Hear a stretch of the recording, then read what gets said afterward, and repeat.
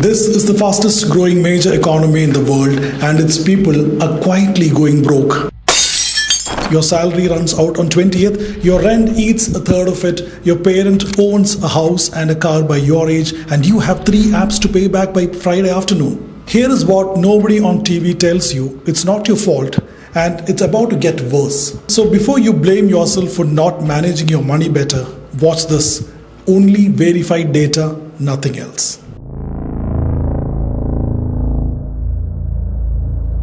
First, what they want you to see.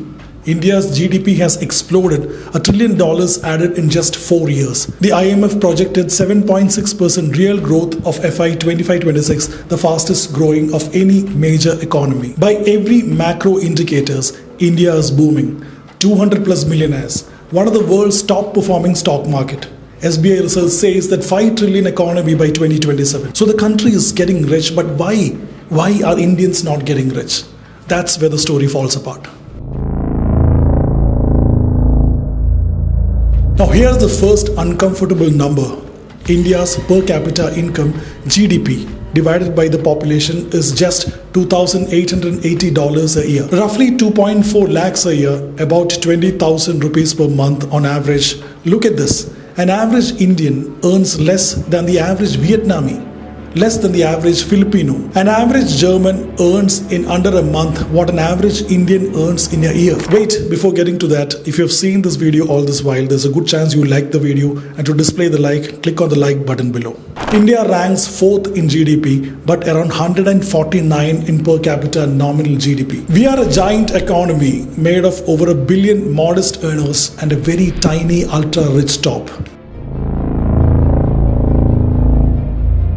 The economists have a name for this, K-shaped growth. The picture of the letter K, the top stroke goes up, that's where the rich Indians are. The bottom stroke stays flat or sinks, that's where everybody else is. Same starting points, opposite directions. 8 out of 10 jobs in India pays less than 20,000 a month.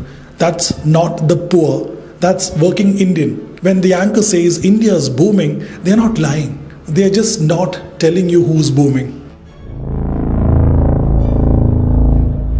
Now this is where it gets scary. Because wages aren't kept up with cost, Indians are doing something new. They are borrowing to survive. Indians are borrowing twice as fast as they are saving, and what they borrow for now has changed. Earlier, loans were taken for houses and businesses. Now they are groceries, school fees and weddings.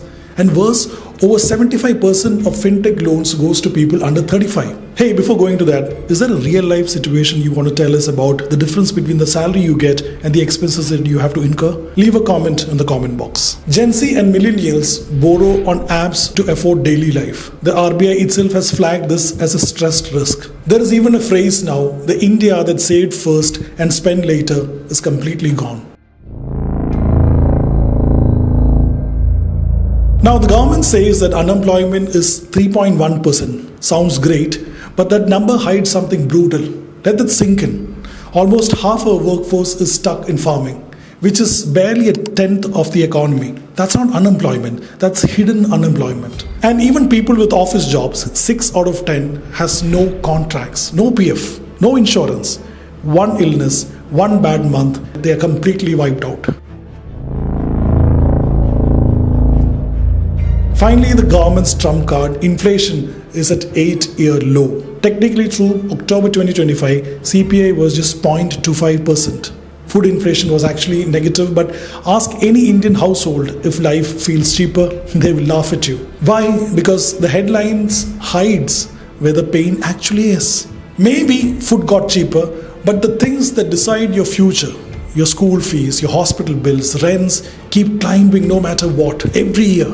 And in November 2025, the IMF gave India a C grade, saying our number don't properly capture the informal economy or real spending. So the reality might be worse than the official picture. Now here's the part that genuinely should scare you. Forget today, let's look 10 years ahead, because prices don't rise in a straight line, right? They compound. And when you run India's real category inflation forward to 2036, here is what the middle class is walking into. Look at the health.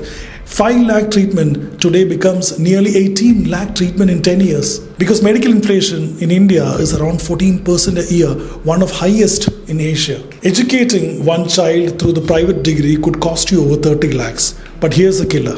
While all of this triples, your salary won't.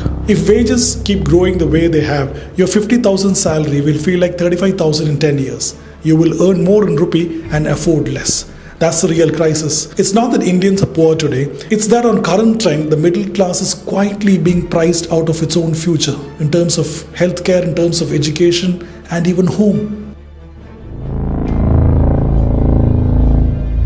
3 structural reasons why this is happening. 1. Capital, not labor. Our boom runs on IT, finance and AI, huge wealth, almost no jobs. Textiles and manufacturing, which actually have employed people, have stagnated. 2. A tiny part only pays taxes. India's tax to GDP ratio is 11.7%, while Germany tops with 30%. No wealth tax, no inheritance tax. The state can't redistribute even if it wanted to. 3. We buy, we don't build. Nearly 70% of GDP is consumed. China got rich by making things. We are trying to get rich by buying them, often imported. So here's the truth nobody is saying out loud. India is getting richer. A thin slice of India is very, very fast getting richer. The rest are getting poorer in terms, even as the number of their bank account grows. A booming Sensex doesn't pay your hospital bills. A $4 trillion GDP doesn't cover your child's school fees. And in 10 years, let me tell you, in 10 years on current trends, it'll cover even less. India can be the 4th largest and still price its own middle class out of healthcare, education and home. Both things are true at once. Until we stop celebrating the headlines and start asking who's getting benefited, the gap is only getting wider. If this made you think, like and subscribe to the channel. Comment below as to what you think about what I just said all this while. Thank you so much for watching. Thomas Verghese signing off. Bye-bye.